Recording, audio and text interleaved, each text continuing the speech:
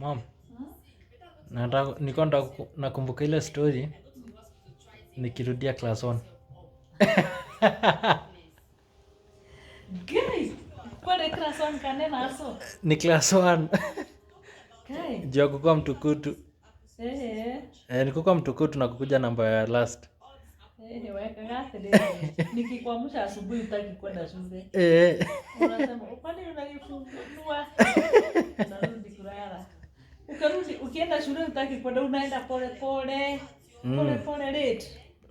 Pia kufanyaga mapunishment. Kumbuki nikiosha class. Na kusumbua watoto wenyewe. Alafu mkitokea mnafika saa 9. Na saa 9. Kwa hiyo akijipakaga lipstick ya maua ya rose. Anachukua socks, anatengeneza body. Mungu kama hunyokie tena. Na ile siku nijipupulia. Guy. Mkiwa wakati mlienda na huko? Si nikiwa class 1. Mungu awetutoa mbali.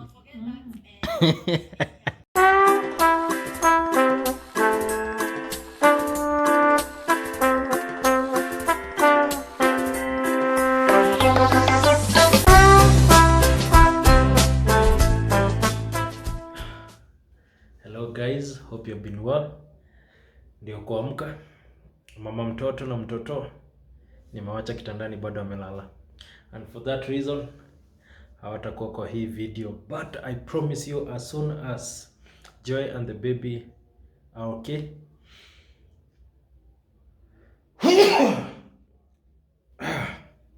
I'll make sure that they'll be appearing on these videos.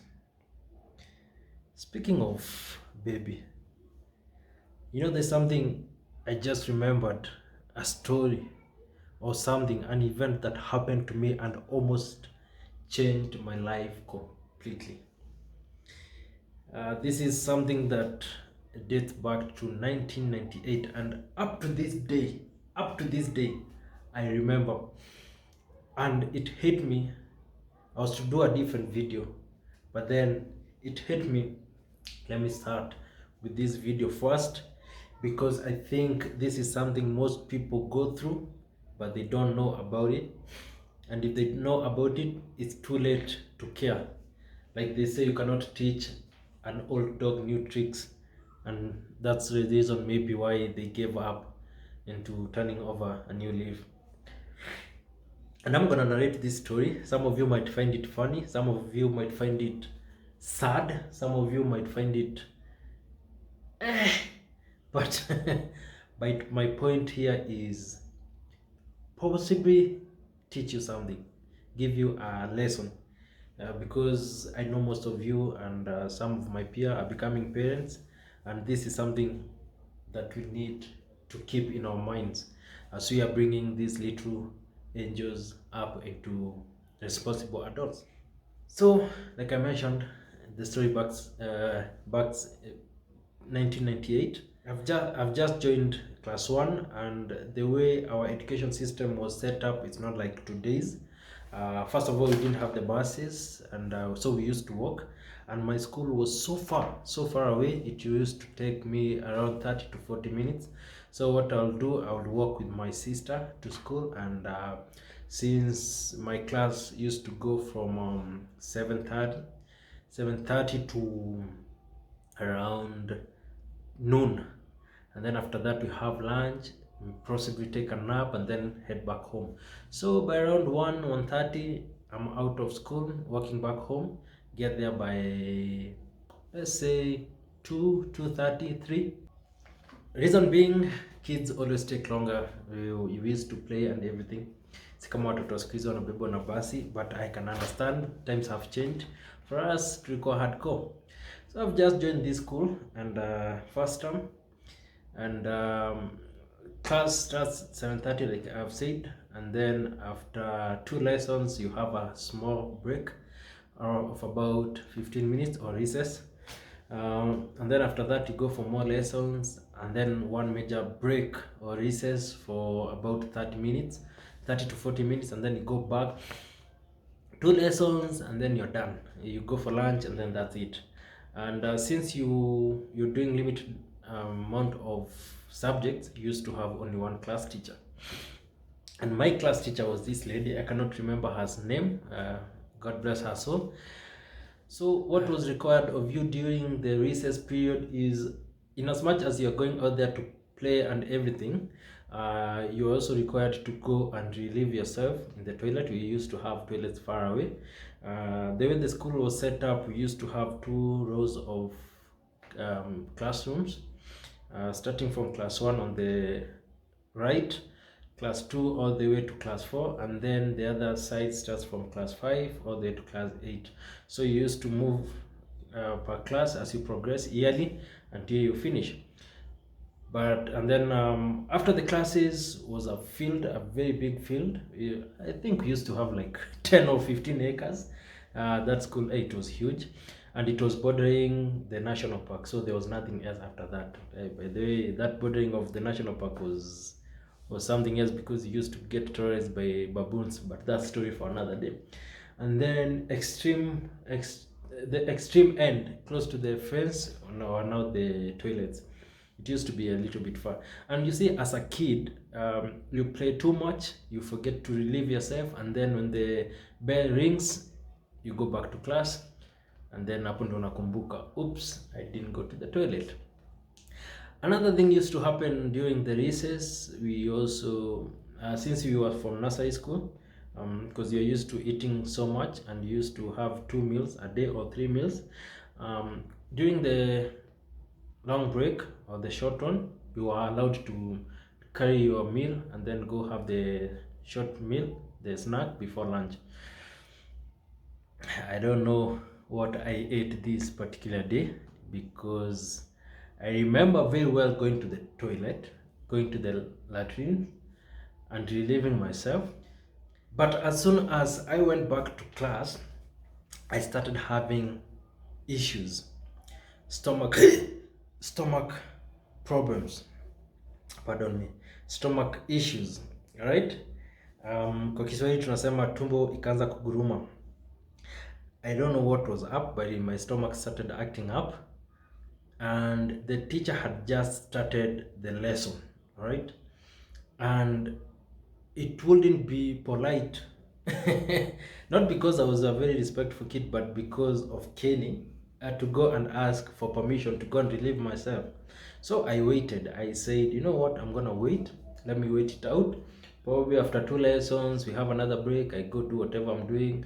But it kept getting worse and worse and worse with every minute that passed. And then I was like, you know what? Be as it may, wacha iwe liwe liwalo.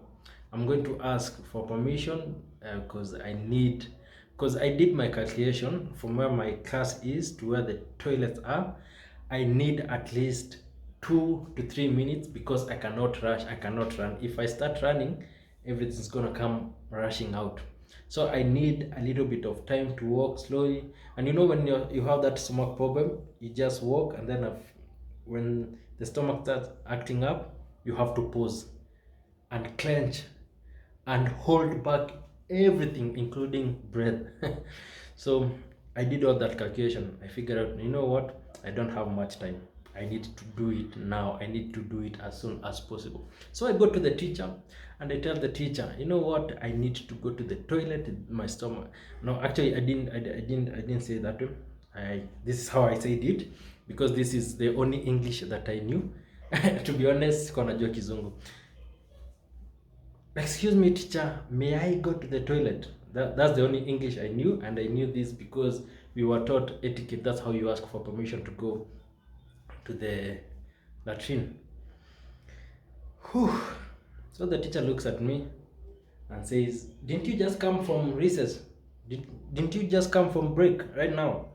And she pushes me backwards and says, rudi kwa kitu wewe. And the entire class bursts out laughing. Manze, watoto walinichekelea. So I'm like, this madam does not understand the kind of pain. And she can look at my face and see the agony, and she can see I'm clenching. And I knew she knew what was going on, because she looked at me and she sort of changed her mind and she was like, Kuja, come, you just come. So I thought she wanted to give me permission, and she's like, mbona unataka kwenda huko, didn't you just come? And I'm like, I told her, nasikia venye nasikia tumbo yangu, hapana. And then she put me the second time, rudi wewe huko, and everyone laughs. So I don't know at this point whether she was, after the second push, I didn't know whether she was being serious, or she just wanted to make fun of me, because it made the rest of the guys laugh. So I go back to my seat, embarrassed. My stomach is hurting.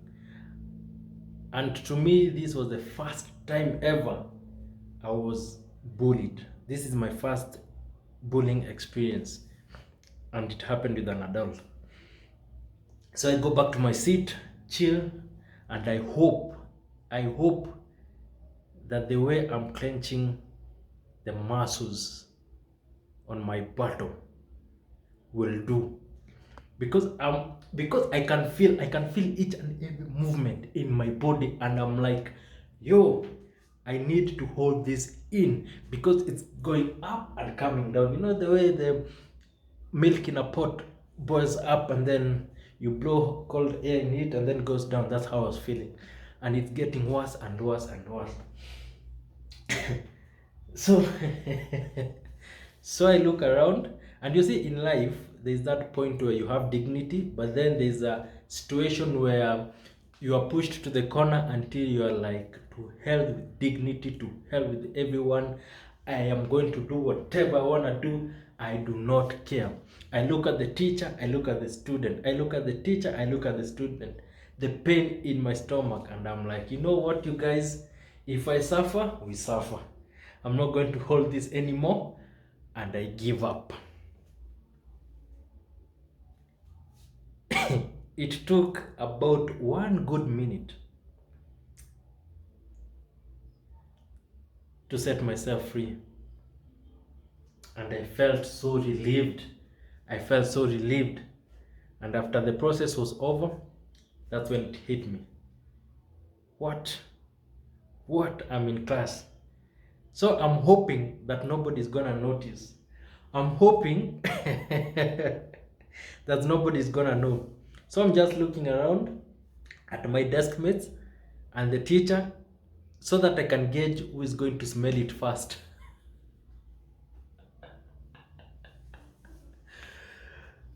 Oh boy, it didn't take long. It did not take long at all. Kidogo kidogo, teacher, mtu amenyamba. And you know, kids don't have breaks once. Teacher, mtu amenyamba.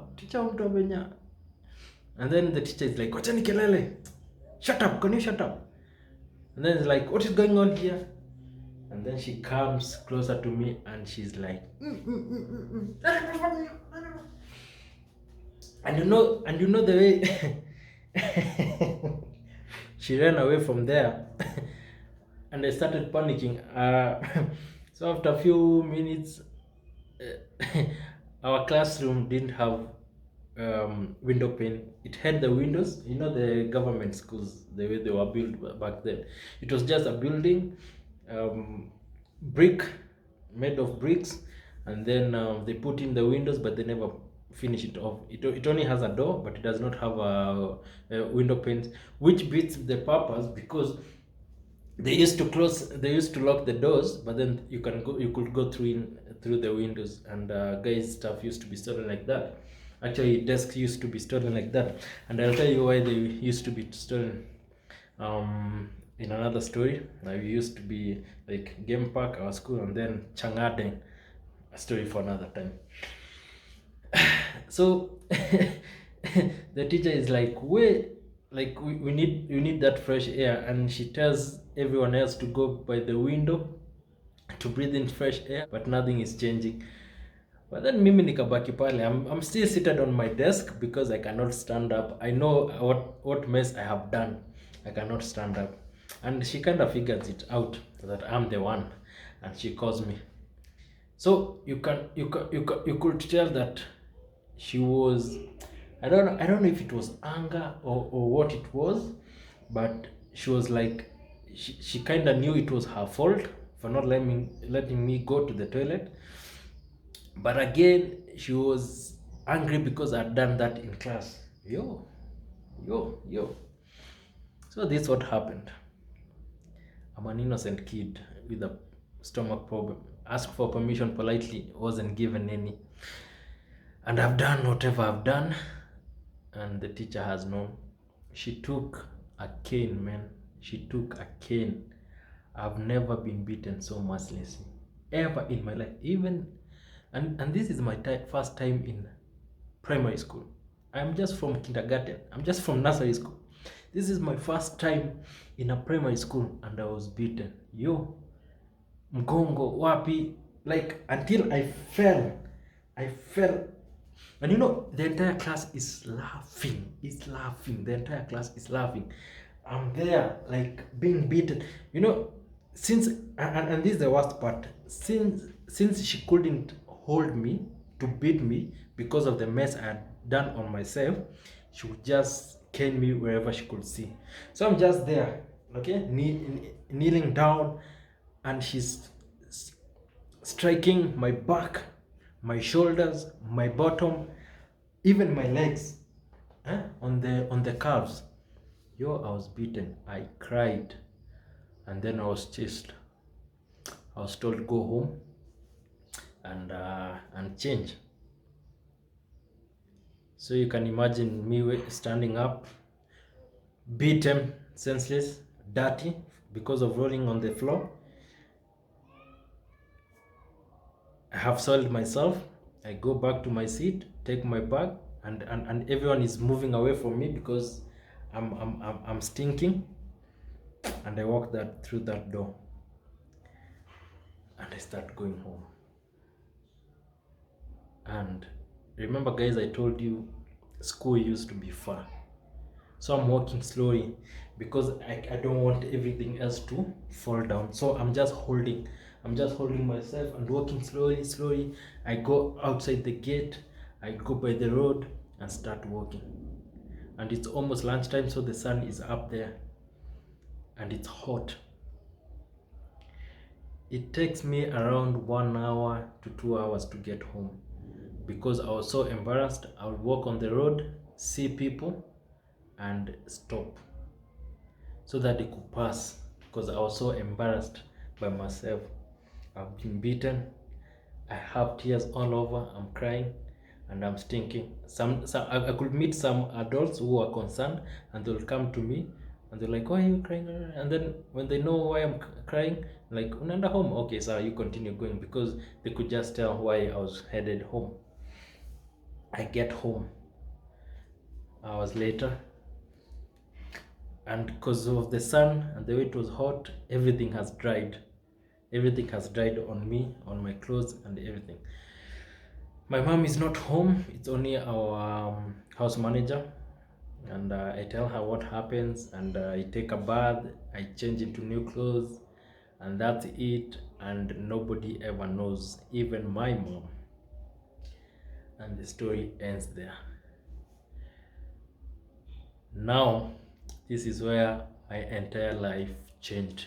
You know, I'm the kind of person, let me say, I'm resilient. I'm the kind of person, if I'm competing for something, I want to do the best I can. If I see something and I want it, I'm gonna go for it. I'm not a quitter. I've never quit in any way. I push myself and I'm super patient with something whenever I want. This is something I've come to know when I'm an adult, but I did not know back then when I was a kid. So at the back of my mind, I know what happened, and I know I have to face school the next day. And I wake up very nicely, put on my clothes, go to school the next day as if nothing happened. But this is the thing, kids never forget. So I get to school, and even the class 2 and the class 3s know what happened. Because the African system, the way it is, or during my time, it was, if you are like five of you, you used to go to the same school. So you find there were some of my classmates who had older siblings in other classes, and when they went home, they told them the stories. So I am the boy, I am the guy who pooped on himself, but the older kids don't care because they know, these guys are from nursery school, that's okay. But it was my classmate who refused to forget, and it was even made worse by my teacher because she used to come and mock me, and they actually gave me a nickname. I cannot remember the nickname, but it had something to do with me pooping on myself, and kids used to make fun of me. So I felt bullied, but I figured out, if I am going down, this is what you have decided, you guys. You have decided to take me down. If I am going down, I am taking each and every little, every one of you. Let me just, so nikakuwa na kisasi, nikawekea kila mtu kisasi, and I was like, if I was embarrassed, we are all going to get embarrassed. And that's where my mentality changed, and I started now hunting guys just to make sure they were embarrassed. If I knew something about you, the entire world knew about it. If I figure out your weakness, and that's what kids are smart. I started figuring out each and every kid's weakness so that I could embarrass them, so that we could all be equal. And that's where my bullying character started. And it got so worse that everyone else started fearing me, and in return they started hating me because they knew I was the mean kid. Okay, before I was the innocent one, doing well, getting along with everyone, but after the incident and everything, I wanted to avenge. The only person I could not avenge, it was the teacher. But these other little ones, I terrorized them. You guys, I terrorized them. Yeah, I was a terrorist. But this is what happens. The more I do bad things to them, the more they will avoid me, and the more I will feel anger and rejected and the urge to hurt them even more. To some point that I started, I told you we used to have a game park, and then our school, the fence was, the game park fence, where there's a live wire and then there's a mesh wire, and then after that was a cacti fence.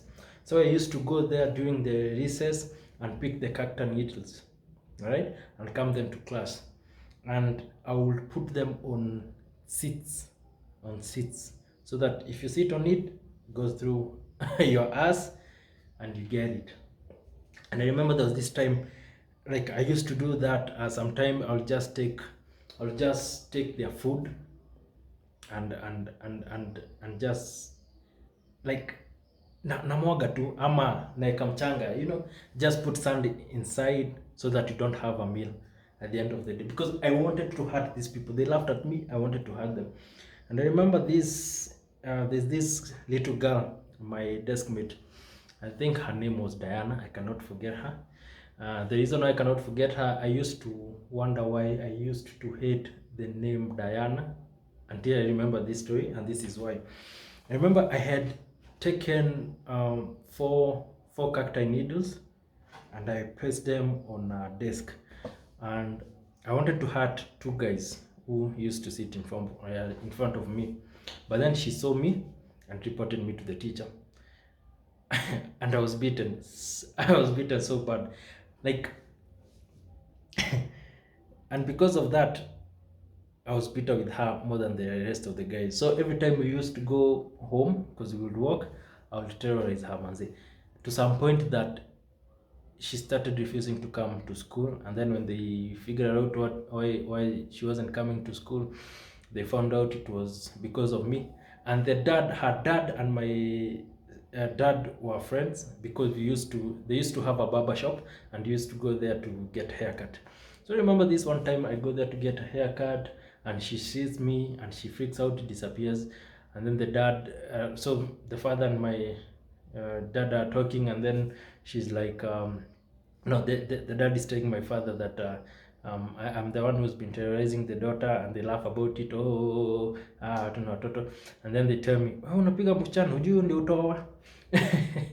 And I was like, no, no, no, there's no way I can marry this girl. She told on me, and yeah, and then they're like, oh, usiku ukimchapa nini nini nini blah blah blah. Just because they are friends and everything, they brush it off lightly because we are kids. They're expecting that those kind of things to happen, and that's it.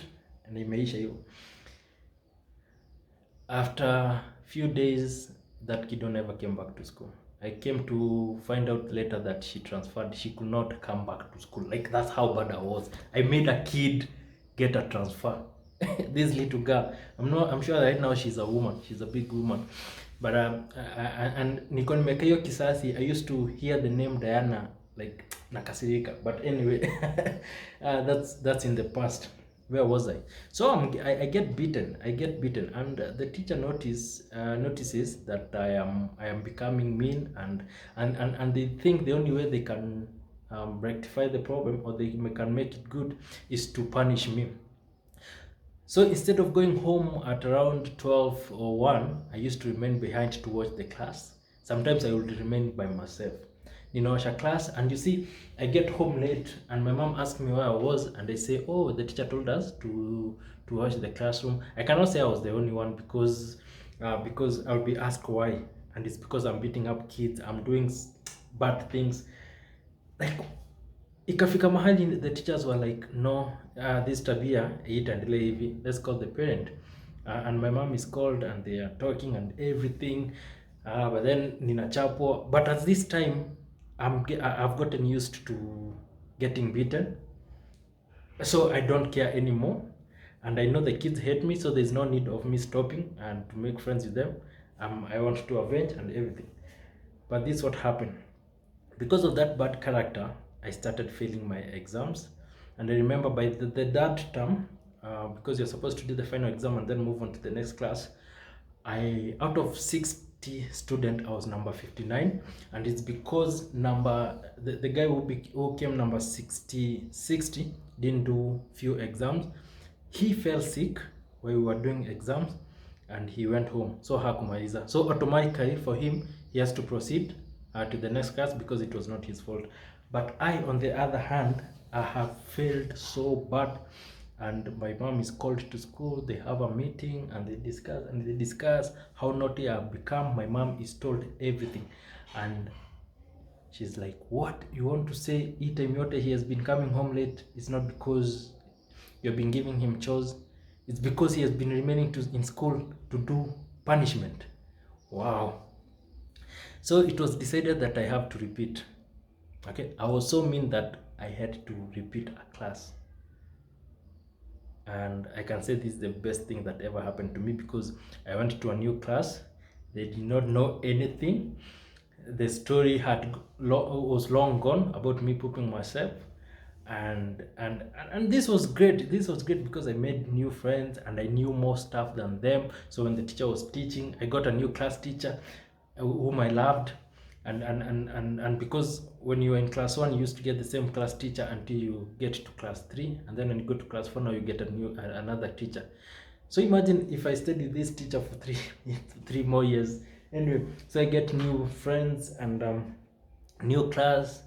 At least I knew how to count from 1 to 10. They have just come from kindergarten. They don't know. They can only get to 10. For me, I can get to 100, 1 to 100. I can recite ABCD with my eyes closed. Anyway, nilikuwa mbele, yeah, and because of that, my confidence started coming back, and I started performing again. And from that time onwards, I've never failed a class, and that one changed everything. Now I was thinking about this story and how many messed up people. I'm sure you are wondering where this story is going, but We have so many messed up people in our society today, and we tend to blame them for making bad decisions. But I've come to think about it this way. Some of them si kupenda kwao. Some of them it is um it is a response of something that happened to them while they were kids, and they took that as a defense mechanism, like the way I took bullying as a defense mechanism, so that I could make myself feel better. So somebody else picks a habit and then they go on with it, and they don't find a break in between. And you see, when you have a habit, people tend to believe that the person you are, like the way people thought I was mean, and therefore they tended to avoid me, and that made me even more angry. It's the same thing. So these people grow up with that trend until they are adults. They can no longer remember what actually happened that triggered that behavior, but they know this is who I am, and therefore I cannot change. This is how people, and you see, the society will judge you the way they see you. They will not understand the root cause of that problem, and they will take you the way you are. And because of that, we find people continue that habit. Is, for example, today, someone is an alcoholic. We don't go back to what made this person an alcoholic.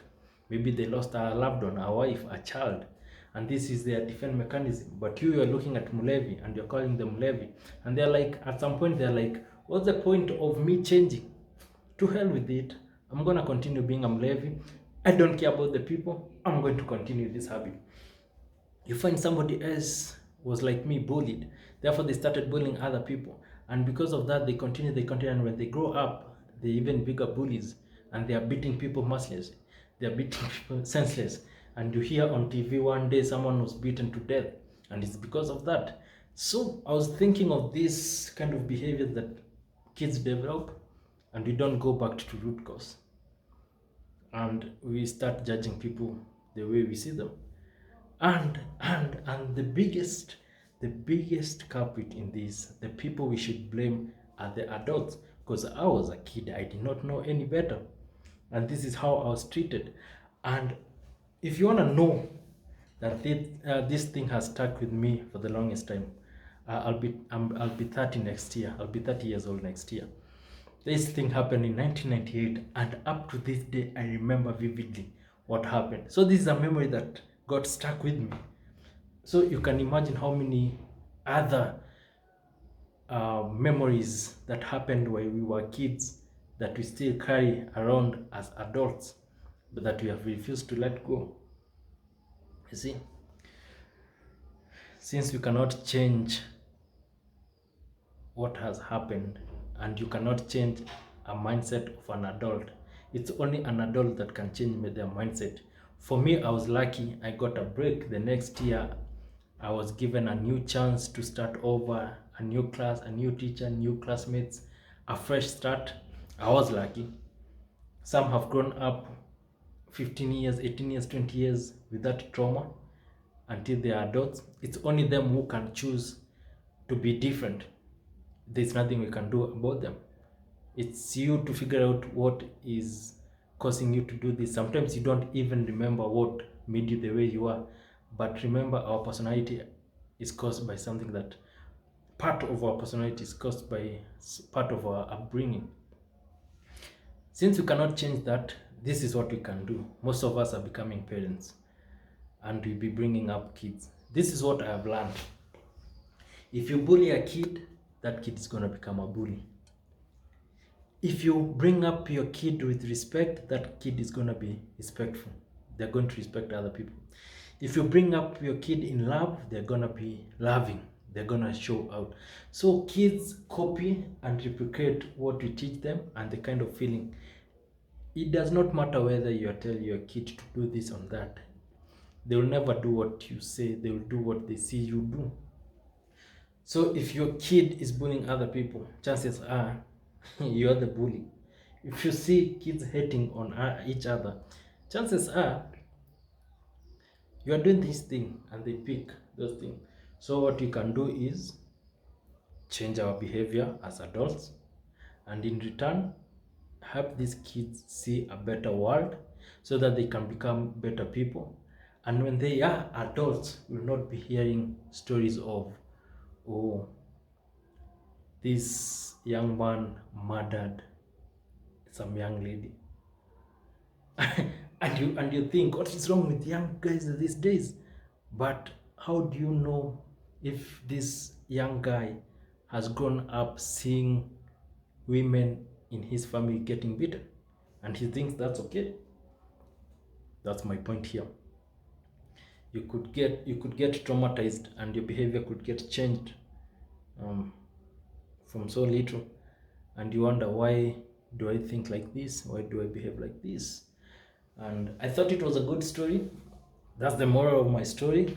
I hope you're gonna take heed into that. If you have kids, it's a good time to start showing these little ones respect. Show them that you see them as human beings. You do not see them as lesser people, because kids don't know they are kids. They think they are people, and they are going to act the way you act. All right, so show them they are human beings, treat them like human beings, and they're going to grow up like human beings and treat others like human beings. And in the end, who knows, we might even have a better world for them than we had on ourselves. That's it, folks. Take care. So much story, so many stories I have with me that I would like to tell you, but I'm trying to find a balance between my stories, joy and joy part, bring joy in the picture, but pole pole. In the meantime, be good to one another, be kind, because you never know, you could change someone's entire life by that one kind act of kindness. Cheers and take care.